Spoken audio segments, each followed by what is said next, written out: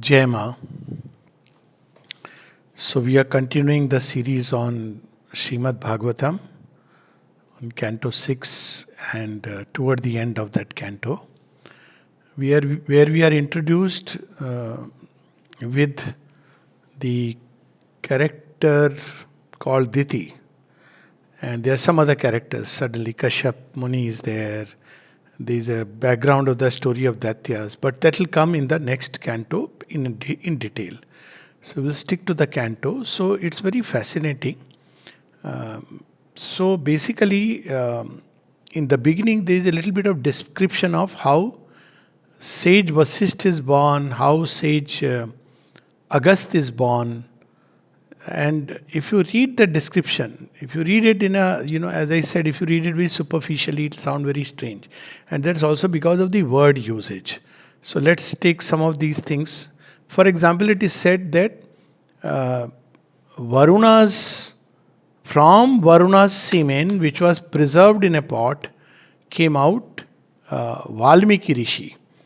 From where? Out of an anthill. It will sound very absurd if you really look at it. And then from the combined semen of Varuna and Mitra, who saw Urvashi, and therefore that was collected, and out of that there were two pots out of which came. One is Rishi Vasisht, and the other is Rishi Agastya. So if you look at it, it's very strange. Now see, even the language, because basically the word semen is translation of various. That is what we would have heard. But virya in the original spiritual sense means spiritual energy. It's not meant to be the seminal fluid, but in the Western context, there is no understanding of these things. So virya, fall of virya is the spiritual energy which suffers a fall. And there are steps and stages. There is ojas, there is tejas, there is ritas. So ritas is the fluid part. So if you don't understand, so they are like, again we have another famous, the other day someone was speaking about it, Shiva Lingam. Ling is nothing to do with the phallus, but you will see books on phallus, and then they'll make it even crude, penis. We use the word ling. Ling is pulling, striling. Ling is simply, it is differentiating lines of, not even gender actually, gender comes later. So there is the feminine energy which works in a certain way and the masculine energy which works in different way. That's how you are pulling and striling. Because it's not about male and female. If you see Sanskrit literature, there are plenty of objects which are classified as pulling and plenty which are as striling. Why? Because it's not about any physical object or anything which is evident physically. It's about the way the consciousness works. So it works in two ways. One is the static, stable basis, which becomes the masculine. It's the support. So you see Shivlingam is the stable support. And around it, the yoni, it is the feminine, which is going around and conceiving things which are coming from there and releasing them into creation. Now, of course, at every level, you will see the same story in some way, including the most physical, grossest form, because that is the original truth. So there is no, the common plan is that there is a stable basis. Sri Aurobindo uses the word passive and dynamic aspect. And that's why the mother used the word that in Shivlingam, that whole thing, you will see the secret of transformation. So people started thinking Shivlingam as it is. When the masculine and the feminine energies come together in a single person, it's not enough to withdraw into meditative state of Brahman, which is away. You cannot talk about transformation then. You have to combine. Where do they combine? They combine as Ishvara and Shakti. As Brahman and Maya, you will see the split beginning. As Purusha and Prakriti, there is a complete split. They are one, but they seem two. So, Shivlingam is again basically the coming together of the masculine and feminine poises, if you want to put it, or powers, the stable basis and the consciousness which is dynamic. When they come together, they create. That's why the union of Shiva and Parvati leads rise to Kartikeya, the warrior god. We read about last time, who is required for killing of certain demons. It is very, very profound, but how it has been trivialized and reduced, and we all believe it unthinkingly. So one of them was this particular story, which if you read that how Vasishtha Rishi was born, so they will use the word the seminal fluid. No, it's the Viryas, the pure spiritual energy which was taken up and put in Kumbhak. Now that's something which can be understood probably, because you'll see even the birth of Kauravas. The birth of Kauravas is again some kind of a transmission of energy, and it's put probably maybe 100 years down the line. Why I'm saying so? Because Shubinda says that when you have the secret how energy precipitates into matter, how life becomes matter, then you will have the secret of creating babies without really the sexual process. He speaks about it. And if you look at the story of the Kauravas, 100 Kauravas, they were all kept in certain special, what we may call today as incubators, in which there was pure energy which was kept together. Similarly, we have many stories. One of them is Rishi Vasishtha and Agastya Muni, who were kept in certain pots where it was the energy of the two gods, Varuna and Mitra. They go together. They are always together. Varuna is the god of vastness, and Mitra is the god of love and harmony. In our ashram context, anyone knows who were Varuna and Mitra, on whom they had incarnated?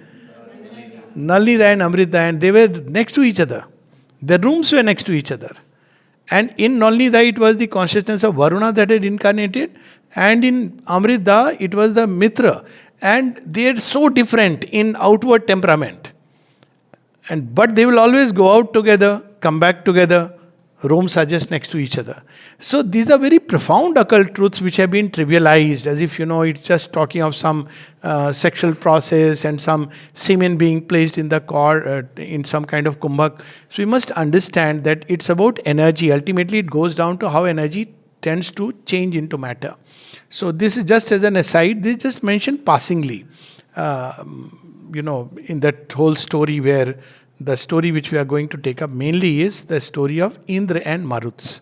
So if you read this story, it'll sound, what is it? So the story goes, now coming to the story, Hiranyakashipu and Hiranyaksha have been slain. So Hiranyaksha is the elder one, he has been slain. Both are son of Diti.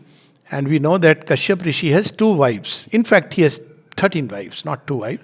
But 2 of them which are very prominent are Aditi and Diti. And Kashyap Rishi is also very interesting, because Kashyap Rishi is one of these Saptarishis. And based on him, you have at least the name of Kashmir is based on him. Some would say Caspian Sea, but I don't really buy that fully, but definitely. And what was his work, what he did? So obviously we are not talking of the physical plane. So he made the valley, took away the waters and made it possible for life to come up there. So that's the story of Kashyap Rishi, on whom the place Kashmir has been named. That is a whole detailed description available anywhere on the internet. So Kashyap Rishi marries these 13 wives of Daksh Prajapati. And out of these you have Diti and Aditi as the most prominent ones. There is a whole lineage which is described. So out of Aditi, we know that there are 12 Adityas. Adityas are the Devatas. Devatas, they are after the word Deva. So it has 2 meanings. Those who are givers, and it also comes from the root Dyu, light. So they are children of light, and they are by their very nature givers.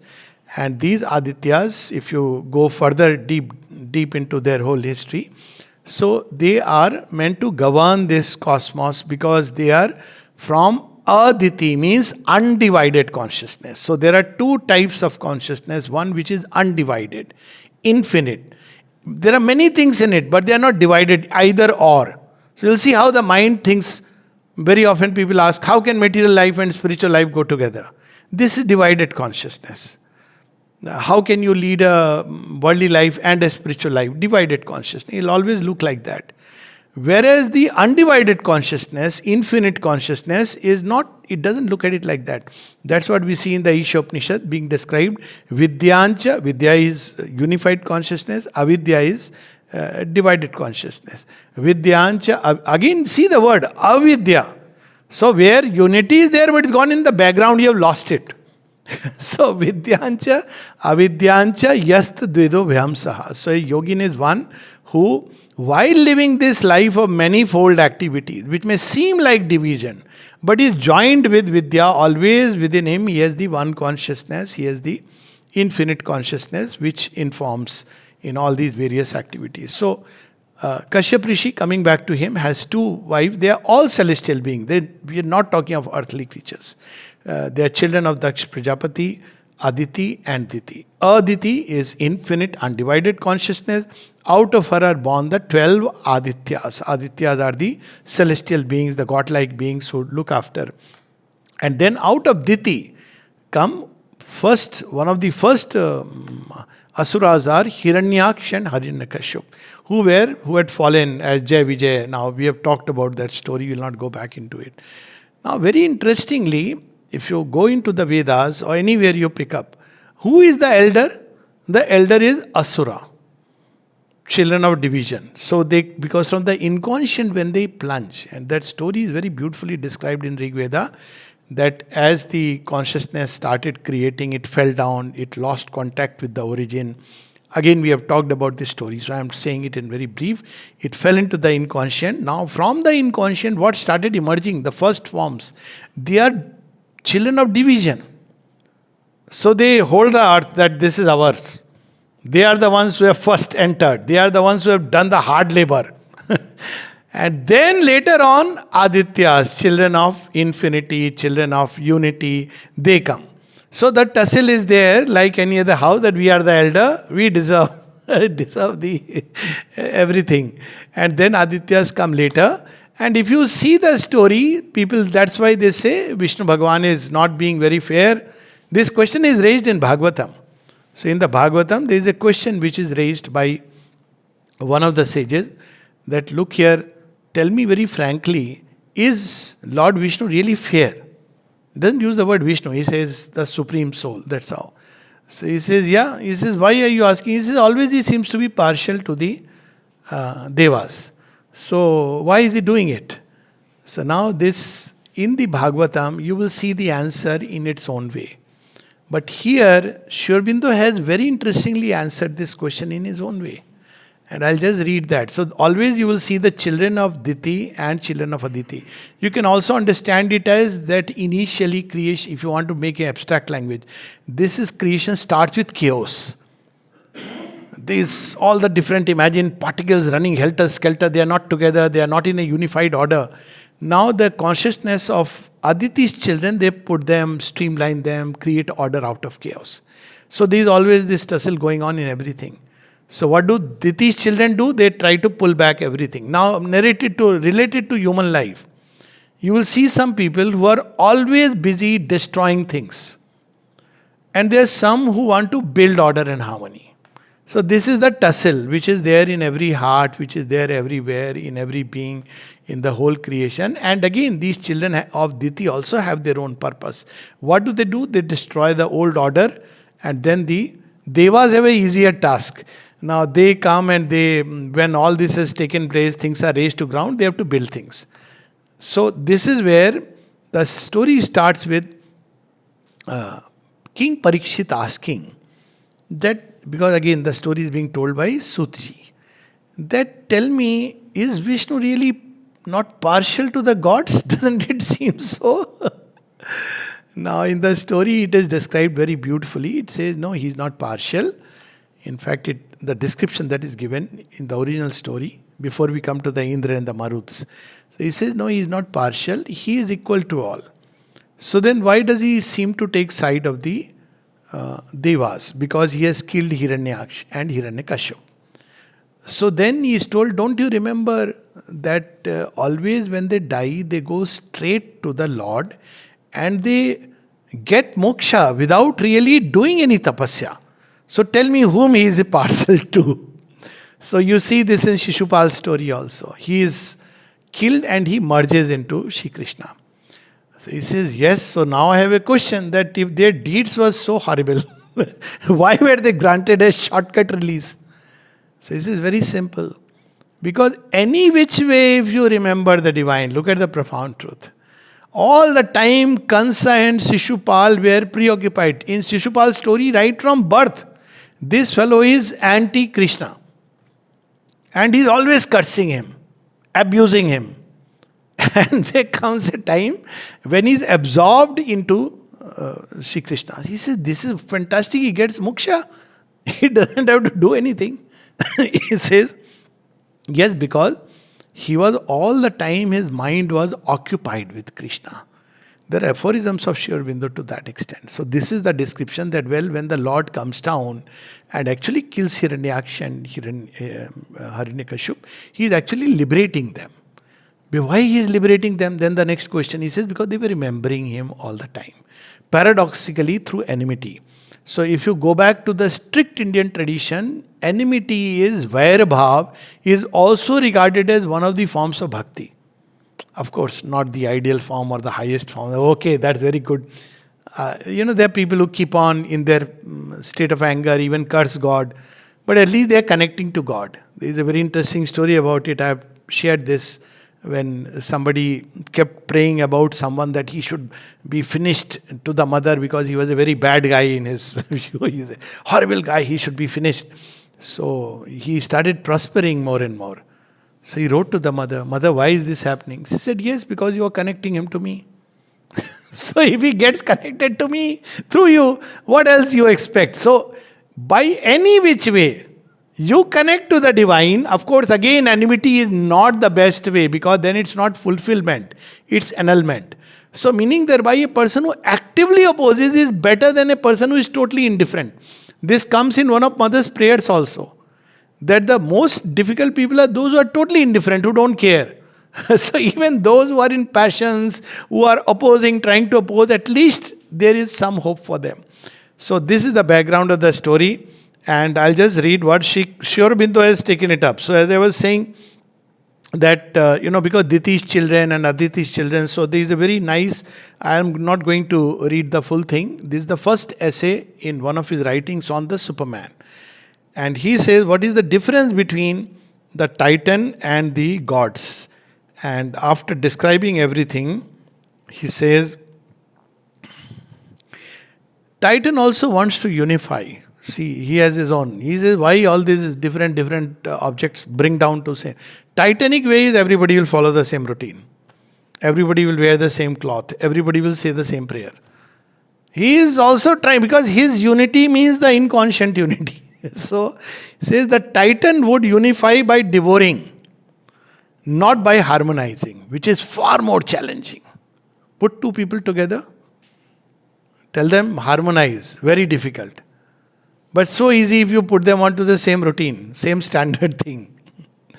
He must conquer and trample what is not himself, either out of existence or into subservience, so that his own image may stand out, stamped upon all things and dominating all his environment. Very easily now we can apply at any human level and understand that where is that titanic impulse? Within us. We don't have to label others, but within us. Wherever there is this urge to crush, to destroy, to finish, to make everything same. So there is the titanic element at work. Wherever you allow freedom, liberty, harmony, there is a person who was telling me about when they saw the mother, darshan of the mother. He says there was a very distinct thing that anybody else you may see and you feel subservient. They were describing the name of a disciple, I won't name. But he said when you met the mother, you felt that you have been released into some vastness. You are your true self. So that's what the divine action is. In nature, since it started from division and egoism, the Titan had to come first. That's why you see Rudra energies come both ways, Varuna come both ways. He is here in us as the elder god.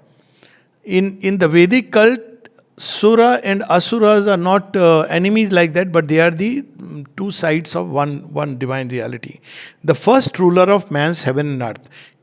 Everybody starts his career as an Asura and is converted into a Deva type by yoga. So it's like we may think we are participating in Devasur Sangram as Deva. No, it starts because egoism is the child of division. Thus, the old legend tells us that the Deva and the Asura labored together to churn the ocean of life for the supreme draught of immortality. But once it had been won, Vishnu kept it for the gods and defrauded the fiercer and more violent worker. That's how the story goes. So, this is the question of, Parikshit. In the Bhagavat, as I said, it's answered in a certain way that look here, this is also a grace. But how Sri Aurobindo answers it? And this seems unjust. For the Asura has the heavier and less grateful portion of the burden. He is breaking the stones, he is breaking this, breaking that. Now, it's a very heavy task. Building is you have the master plan, you start putting stones and it's more of a labor of the mind. He begins and leads. He goes his way, hewing, shaping, planting. The gods follow, amends, concludes, reaps. He prepares fiercely, the Asura, and with anguish against 1,000 obstacles, the force that we shall use. The other enjoys the victory and the delight. And therefore, to the great god Shiva, the stained and stormy Titan is very dear. That's how the story goes. Because he says, okay, I understand. You people have drank the poison. Shiva, who took for himself the fierce, dark and bitter poison, first churned up from the sea of life and left to others the nectar. But, so what is the difference? But the choice that Shiva made with knowledge and from love, the Titans made from darkness and passion.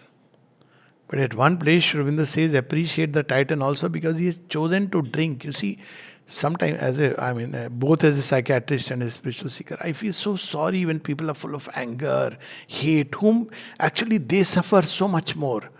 Of course, they make others suffer, unfortunately. But others can still cut themselves off and say, okay, fine, you live your way. But how much they suffer? So that's the way of the Titan, the Asura. But they do it out of passion, desirous really of something very different, and deceived by their stormy egoism. Therefore, the award of Vishnu stands. See, this is one of the unanswered questions in the Bhagavat. And people ask, so Sri Aurobindo obviously is the avatar, and so that Vishnu aspect is very prominent. So he says, therefore the award of Vishnu stands. To the God shall fall the crown and the immortality, and not unless he divinize himself to the proud and strenuous Asura. He is not denying. That's why we understand the Rahu Ketu thing. That you prepare yourself. So always we'll see what is the Asura doing. He by force wants to occupy the throne of heaven. This is the mistake. It's not that he cannot claim. That's what we see with Mahisasur and all of them. They're trying to storm into the throne of heaven and occupy it even when they are not ready. This is the background of the Devasur. It will come several times in the Puranas and the Bhagavat Purana. Then now we come back to the story, and as the story goes, the first two elder sons of Diti, Hiranyaksh and Hiranyakashipu, both are now dead. Dead at the hands of Vishnu. And according to her, because Indra has prompted him. As if, he will listen. So he says, Indra prompted him that, look here, these two are being born and they are going to occupy my throne. They want to kill me. And therefore, Lord Vishnu said, okay. So as we know that he came as the Varaha avatar. There is a nice movie which was made on that. Varaha avatar is the one who is the land, So as the fierce Vara, and what was Hiranyaksh trying? He was trying to submerge the Prithvi, the Bhudevi, the earth into waters. Meaning thereby, all possibility of life you finish and you submerge it back into the inconscient. Aprakratim Salilam. So Lord Vishnu goes, brings him up and slays him. Then because Hiranyaksh is dead, his brother Hiranyakashipu, he does a strenuous tapasya, he gets all kinds of powers. Now very interestingly, when Hiranyakashipu is busy gaining power, see, there is a very beautiful side story of this. He is doing tapasya. His wife Kayadhu, she is a very fine lady. So this idea was that Asura and Deva like strict opposite. Even Indra's, one of the wives is an Asuri. So it was not like untouchables. No, they were stormy, very full of force and fears. So when he is away, so Indra comes because Indra doesn't come. Narad Muni comes. Indra says this is very dangerous. In Kayadhu's womb now, Hiranyakashup's son is growing. Now this fellow will come out, and after all a Daitya he is going to. He is always thinking of that. So Narad says, "Don't worry, I'll handle this." So what does Narad do? Actually, I have written in my story on Eternal Feminine, one of them is on Kayadhu. This is just as an aside. She is the lesser known figure. So he tells beautiful stories to Kayadhu. Beautiful story of the Lord, of Vishnu. He is always singing the name. So when Kayadhu gives birth to the child, we all know who that child is. That child is Prahlad. And we know the rest, He becomes one of the, he's an Asura by lineage. But he is a great, Deva, and even his grandchild is Bali. So this idea of Asur and Deva is a very delicate thing. Basically it is intelligence becomes, and character, not intelligence which is characterless, is Deva, and force without intelligence or misusing intelligence becomes the Asura. So this is how it is. So he converts Prahlad. So when the father comes, he says, "What is this?" In his own house, he tries to change his son, he will not, because his idea was to take revenge from Vishnu.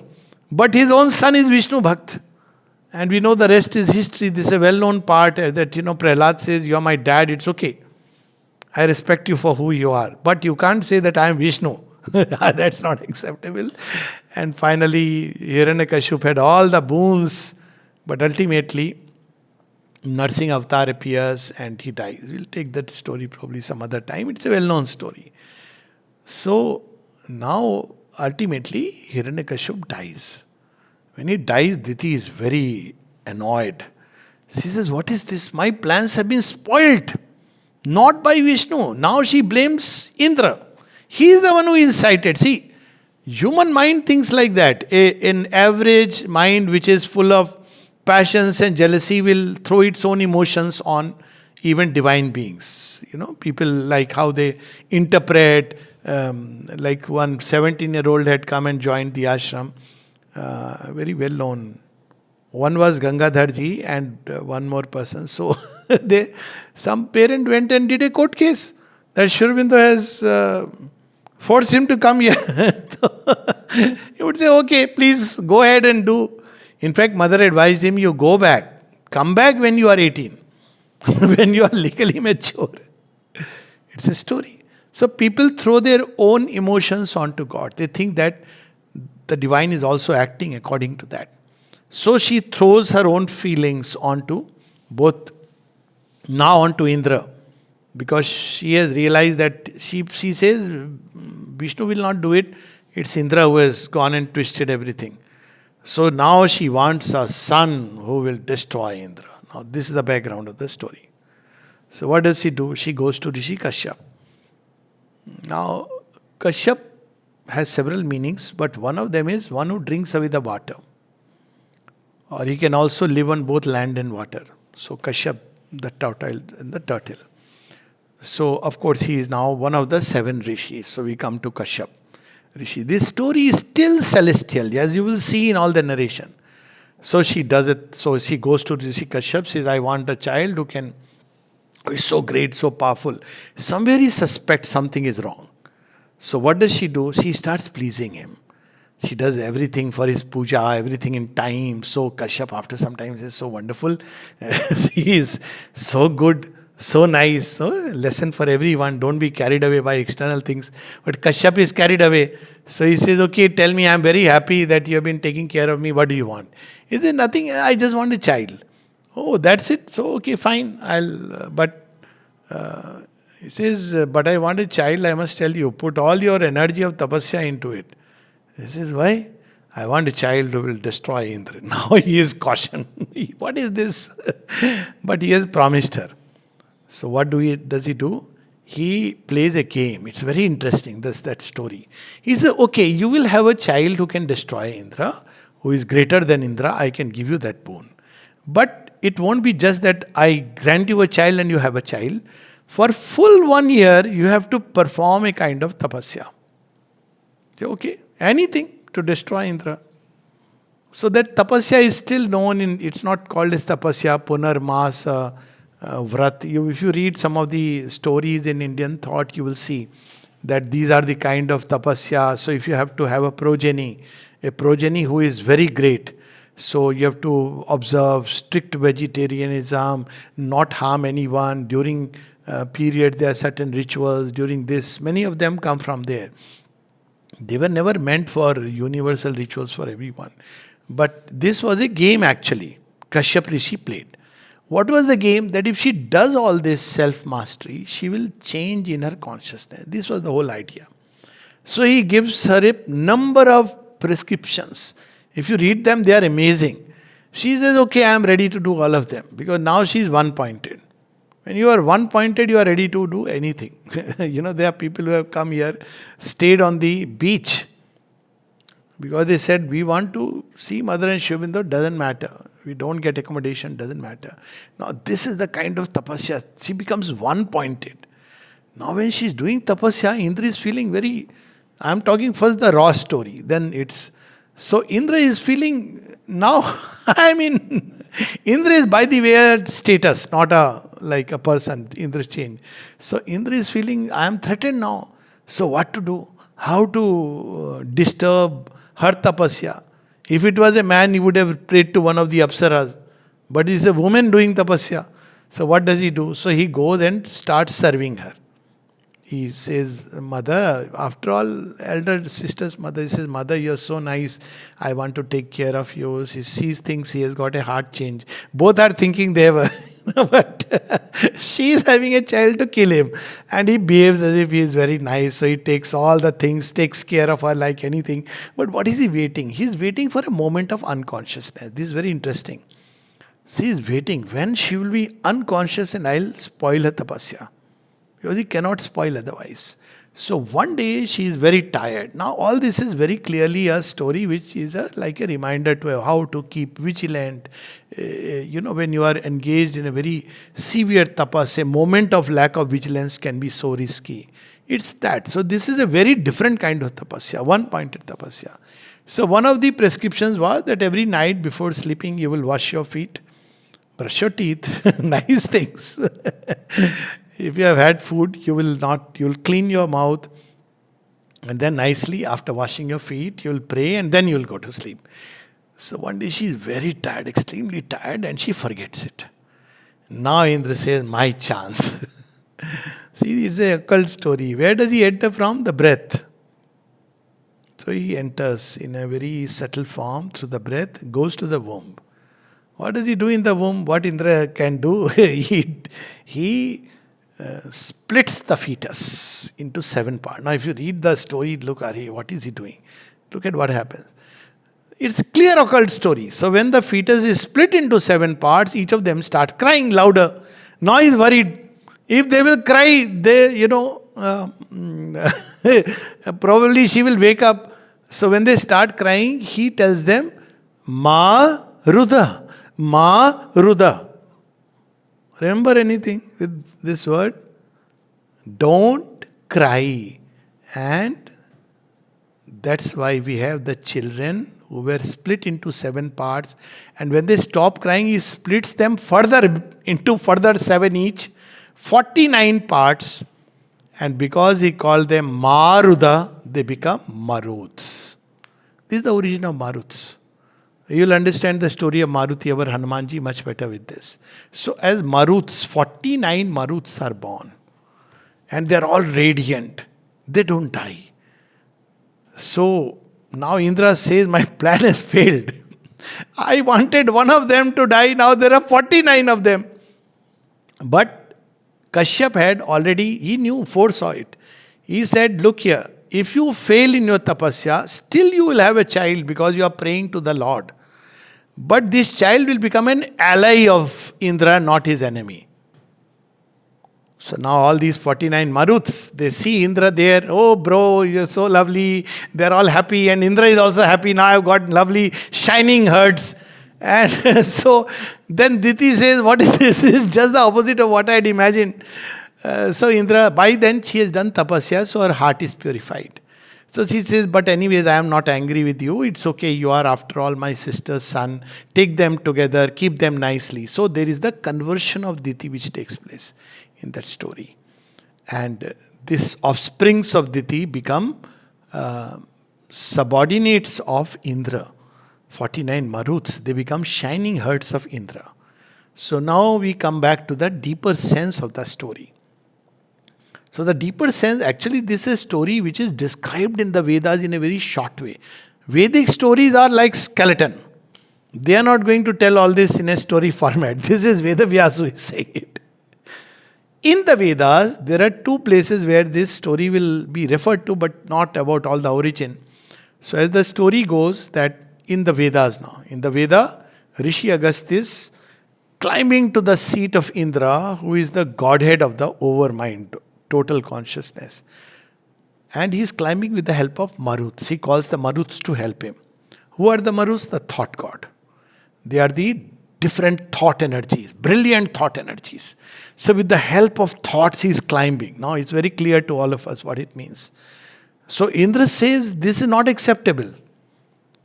So Agastya says, but they are also God, they are your kind, and you are also God. You should allow me to pass. Indra says, not acceptable.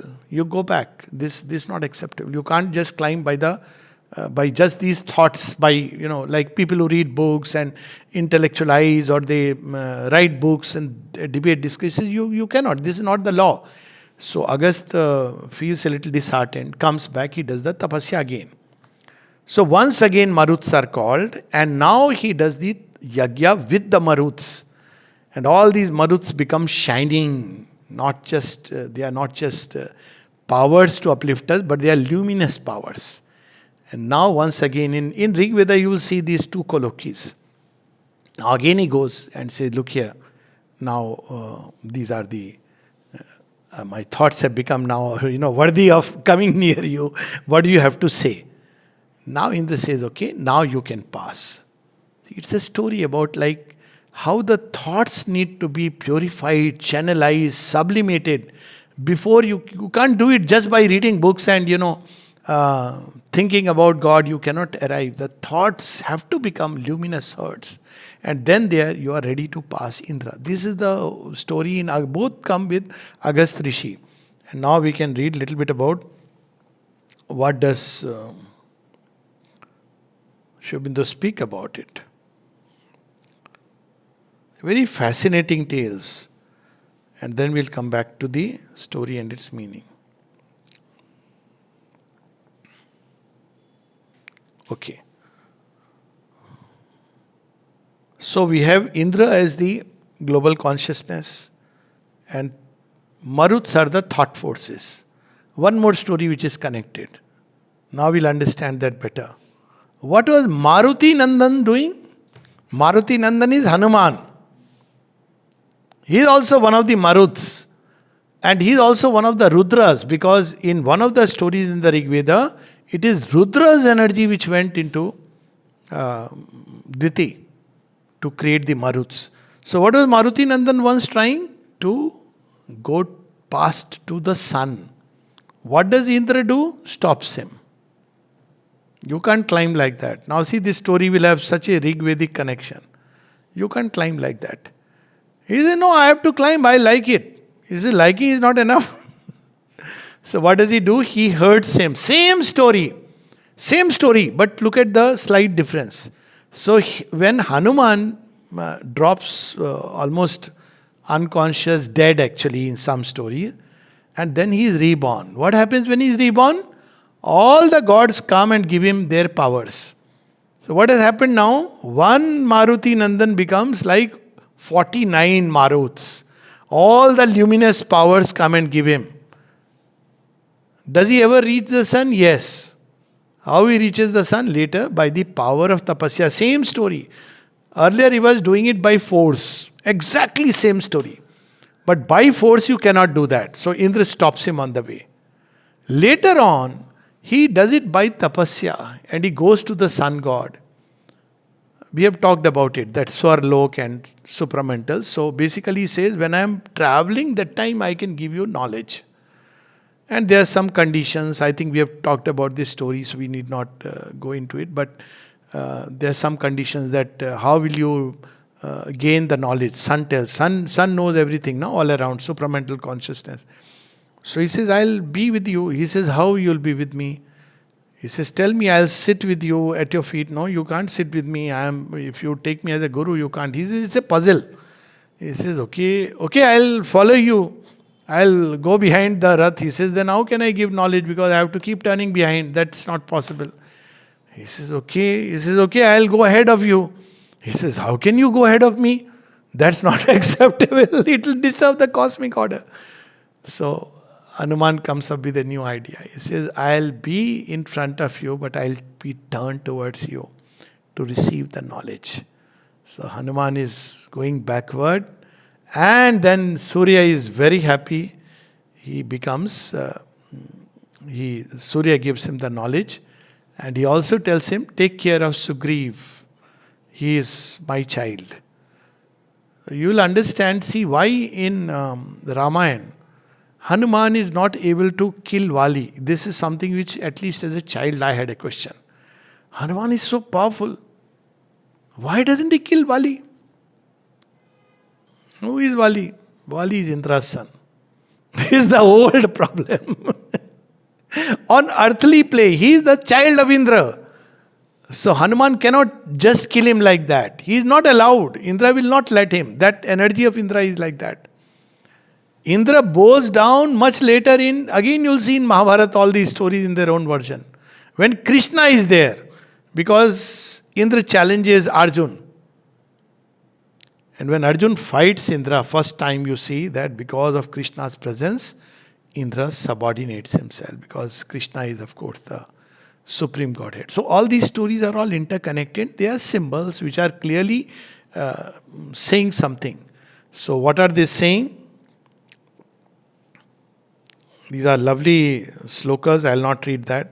So Rishi Agastya tells Indra, to you I come with this obeisance by the perfect word. See, thought and I seek right mentality from the swift in the passage. Take delight, O Maruts, in the things of knowledge.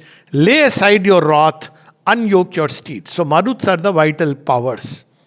So they can climb in speech and thought, or they can completely see. That's why speech is given so much importance. It is the highest power given to man. Unique power. See, animals can't speak. And misuse of speech, mother says, especially when you use not just hurtful words, when you use, she's used a specific word for this, that when you use your speech for, abusive words, then it's like committing spiritual suicide. Why does she say that? Thoughts are the forces given to us to help us in the ascension. Will is the leader, but will cannot climb if the thoughts are not cooperating. So thoughts will help us. If we have wrong thoughts, especially if there is abusive thoughts. See, if you have abusive thoughts, it's like committing spiritual suicide. They'll take you so down. It'll be difficult to rise. So now Rishi Agastya says, O Maruts, take delight in the things of knowledge. See, this is so important. Many people don't understand the significance of Swadhyaya. One of the simplest things, when you read Mother and Sri Aurobindo, it doesn't matter whether you understand or not. You are priming your thoughts, preparing them for every day one should do Swadhyaya. Even Patanjali says that Swadhyaya is one of the things which makes us prepare. He says, you be full of this knowledge and then you will fly, climb higher. Sri Aurobindo has even used a poem, Thought the Paraclete. And then this is Sri Aurobindo's translation from the Vedas. Lo, the hymn of your affirmation, O Maruts. So Maruts are agreeing. Okay, we'll come along with you. This is the second part. First part they tried by force. So Indra sent them back. This is not acceptable.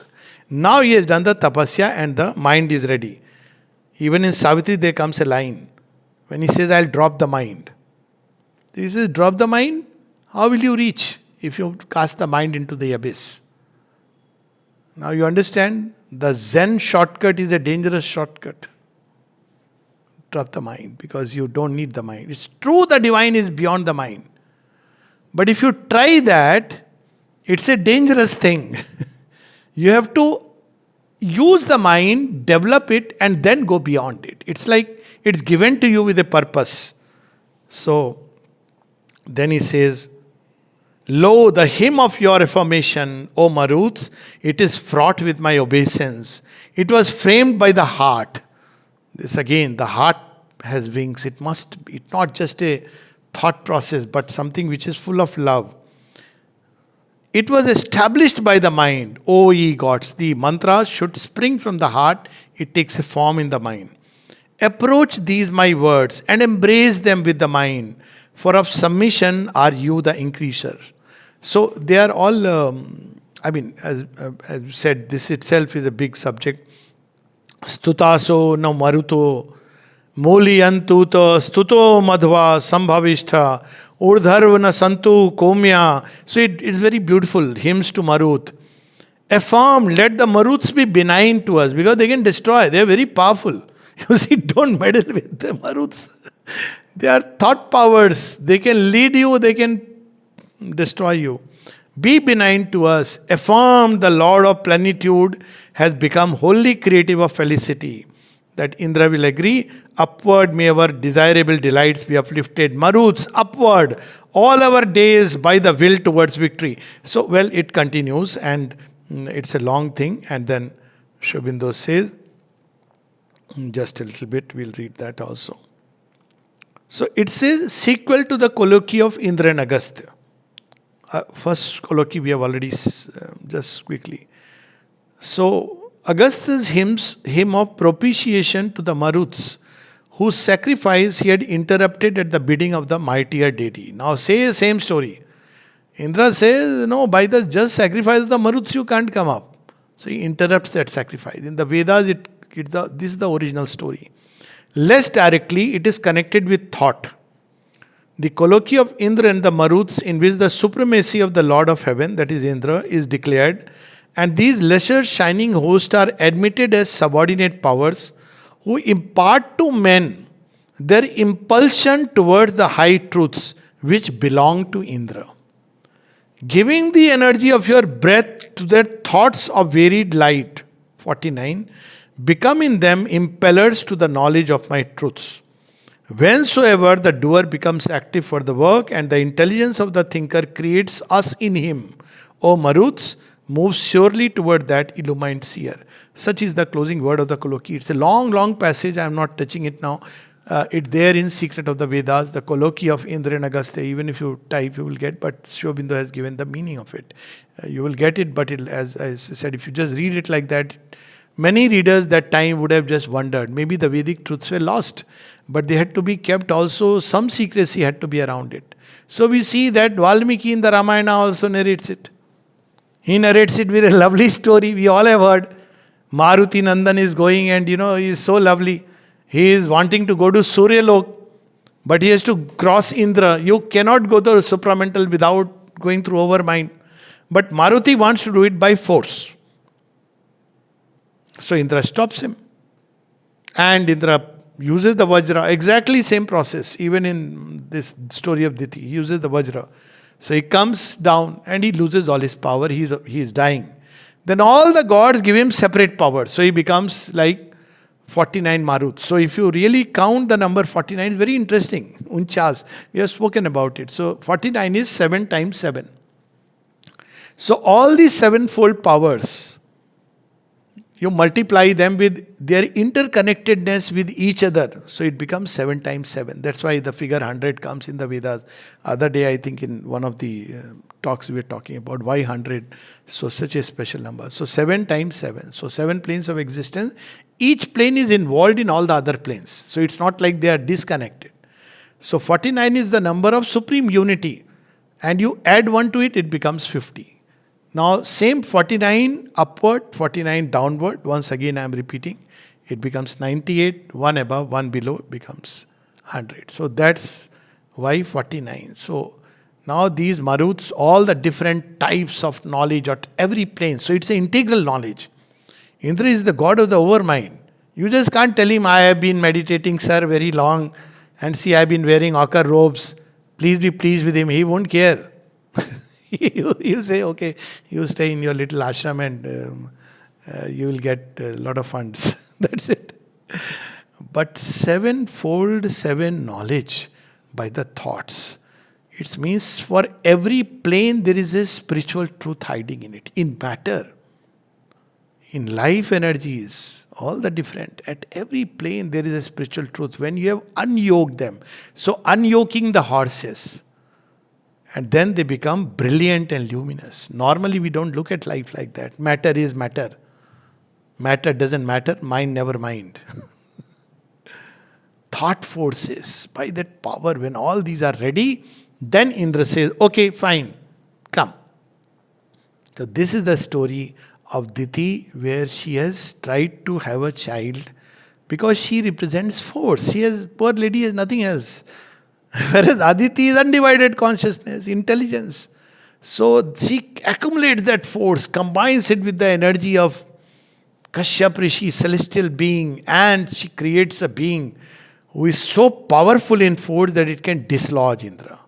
See, that's why you see Maruti Nandan is so powerful. Ultimate, except for Indra, no? But again, he has got the Surya Siddhant, that knowledge. So he can destroy, nothing stands before him. So that's why you see when Rama comes and nobody can stand before him. So these Maruts, their energy was concentrated in Hanumanji, but here it's all about the raw story. And then they are split by Indra.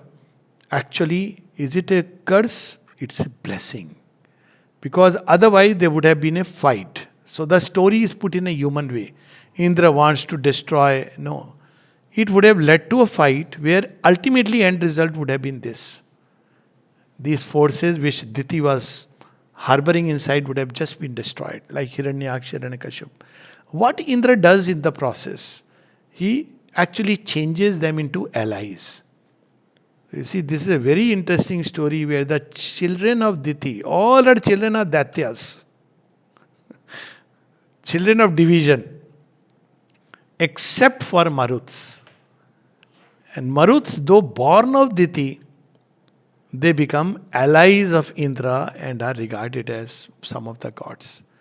And as I said, practical implication is that, well, our thoughts are so important, and mastery over thoughts. If you don't master them, they are like forces. Even if you try to climb with them towards something higher, you will be hit back. You have to purify them, make them into luminous hoods. And if you don't purify them, if they are unruly energies like Rudra, they can completely destroy you. So practical advice, what Buddha gave, what all the teachers gave, before you talk about yoga, realizing God, purify the thoughts, work upon the mind, make it luminous. There are so many processes. Make them ready. Yagya, Agastya Rishi does yagya to just prepare his thoughts. And when these thoughts, which are Maruts, now we'll know them, when they are ready, then these very thoughts, which are otherwise people say that my thoughts don't, they obstruct me, I cannot meditate. That's what many people say. They straight away want to master the thoughts. Try doing it. Sri Aurobindo is a master of masters. They are Maruts, don't forget. But first, you with tapasya make them luminous. Then they themselves will uplift. All the thought that will come will be coming and taking us closer and closer. Then when you reach a point, they will get quietened. Stop. They will themselves say, okay, our job description is over. And when you get back from that silence, again you will be surrounded by these luminous thoughts. So this is a story of everybody's. Whole yoga is there. And in this story, it only describes, as I said, in the Vedas, you have the raw story. In the Ramayana, you have a very nice tale. We love to watch it. And in the Purana, you have its occult dimension, but with certain occult forces which are involved in the process. Dithi, Adithi. They are advanced beings and forces described to us. Jai Ma.